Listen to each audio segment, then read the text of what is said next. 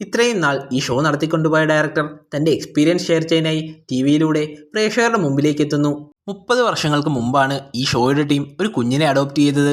ആ കുഞ്ഞിനെ നായകനാക്കി ഒരു ഷോ ഇവർ പ്ലാൻ ചെയ്തു. ഒരു സാധാരണ മനുഷ്യൻ്റെ ജീവിതത്തിൽ സംഭവിക്കുന്ന കാര്യങ്ങൾ എന്തൊക്കെയാണെന്ന് ആളുകളെ ഒരു മറയില്ലാതെ കാണിക്കാനായിരുന്നു ഇവരുടെ ഉദ്ദേശം. അതിനായി ഓരോ കാര്യങ്ങൾ ഈ ഷോയിലേക്ക് അവർ കൊണ്ടുവന്നു. ഐലൻഡിൽ തന്നെ ട്രൂമാനെ താമസിപ്പിക്കാനായി അവർ വളരെയധികം കഷ്ടപ്പെട്ടു എന്നും ഡയറക്ടർ കൂട്ടിച്ചേർത്തു. ഇതെല്ലാം കേട്ടുകൊണ്ടിരുന്ന സെലീവിയ എന്നെങ്കിലും ഒരു ദിവസം ഷോ ക്രിയേറ്റേഴ്സിന്റെ കെണിയിൽ നിന്ന് രക്ഷപ്പെട്ട് ട്രൂമാൻ തന്നെ തേടി വരുമെന്ന് ഉറച്ചു വിശ്വസിക്കുന്നു. പിന്നീട് അങ്ങോട്ടേക്കുള്ള കുറച്ച് ദിവസങ്ങൾ ട്രൂമാൻ എന്നത്തെയും പോലെ സാധാരണ ദിവസങ്ങളാണെന്നുള്ള രീതിയിൽ ഷോ ക്രിയേറ്റേഴ്സിന് മുമ്പിൽ അഭിനയിക്കുന്നു. താനെല്ലാം മറന്നുവെന്ന് ഷോ ക്രിയേറ്റേഴ്സിനെ വിശ്വസിപ്പിക്കാനായാണ് ട്രൂമാൻ ഇങ്ങനെ ചെയ്തത്. എന്നാൽ ഒരു ദിവസം രാത്രിയിൽ അസാധാരണമായ രീതിയിൽ ട്രൂമാൻ കിടന്നുറങ്ങുന്നത് ഷോ ക്രിയേറ്റേഴ്സിന്റെ ശ്രദ്ധയിൽപ്പെടുന്നു. അതായത് കാല് മുതൽ തല വരെ പുതപ്പുകൊണ്ട് പുതച്ചു മൂടിയാണ് കിടക്കുന്നത്. ട്രൂമാന് കുറേ നേരമായി യാതൊരു അനക്കവുമില്ല.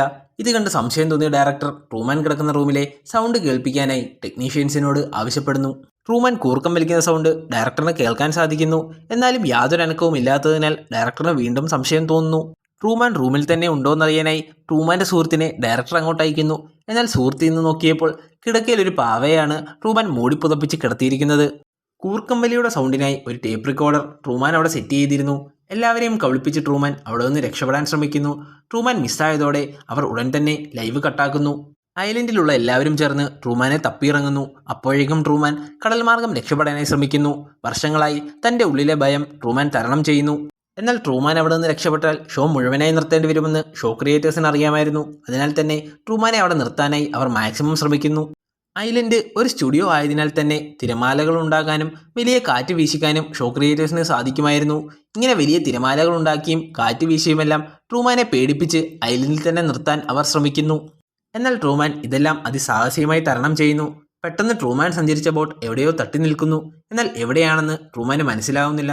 സംഭവം എന്താണെന്നാൽ കടലിന്റെ പടം വരച്ചിരുന്ന ഒരു മതിലിലായിരുന്നു ബോട്ട് തട്ടി നിന്നത്. പെട്ടെന്ന് തന്നെ ട്രൂമാൻ ബോട്ടിൽ നിന്ന് ചാടിയിറങ്ങി പുറത്തേക്ക് പോകാനുള്ള വഴി അന്വേഷിക്കുന്നു. മതിലിനോട് ചേർന്ന് തന്നെ ട്രൂമാൻ ഒരു വാതിൽ കണ്ടുപിടിക്കുന്നു. ഈ വാതിലിലൂടെ വേണം ഐലൻഡിൽ നിന്ന് പുറത്തേക്ക് കടക്കേണ്ടതെന്ന് ട്രൂമാന് മനസ്സിലായി. ഉടൻ തന്നെ ആ വാതിൽ തള്ളി തുറക്കുന്നു ട്രൂമാൻ. എന്നാൽ ഇത് കണ്ടതും പ്രേക്ഷകർക്കും സെലീവിയയ്ക്കുമെല്ലാം വളരെയധികം സന്തോഷമായി.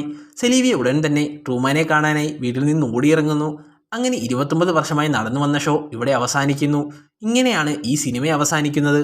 എല്ലാവർക്കും ഈ ഇൻട്രസ്റ്റിംഗ് മൂവി വളരെയധികം ഇഷ്ടപ്പെട്ടു എന്ന് ഞാൻ വിചാരിക്കുന്നു. ഇതുപോലുള്ള ഇൻട്രസ്റ്റിംഗ് സിനിമകളെ പറ്റി അറിയാൻ ഈ ചാനൽ ഇപ്പോൾ തന്നെ സബ്സ്ക്രൈബ് ചെയ്യുക. അപ്ലോഡ് ചെയ്യുന്ന വീഡിയോ അതിവേഗം ലഭിക്കാനായി ആ ബെല്ലൈക്കൺ കൂടെ എനേബിൾ ചെയ്യുക.